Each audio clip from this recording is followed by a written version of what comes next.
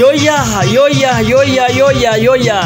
Hiriyaan keenya qaaliin keekiyyaa badhaadha madaqo jedheega akkuma beekamu jechuudha.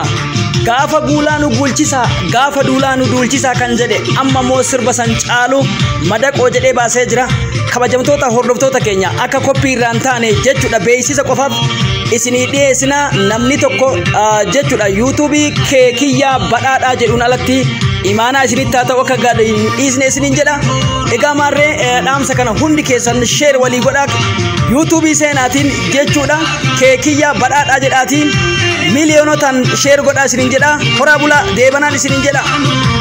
Keekiyyaa horii bulii bakka jirtutti goota sabaa gootota akkanaa kana fakkii akka Haacaaluu Hundeessaa kana argachuu kennaaf hedduutti gammanna. Isinis sheer subscribe gochuun sirbi keekiyyaa kun miiliyoonotaan akka deemu godhaa fi isiniin jedha. Koppii gochuun dhooggaadha. Koppii akka irraan goone baay'eetti dadhabee jira waan taateef imaanaa isinitti haa ta'uun isin jedha. Horaa bulaa gadaan gadaa xumura gabrummaati.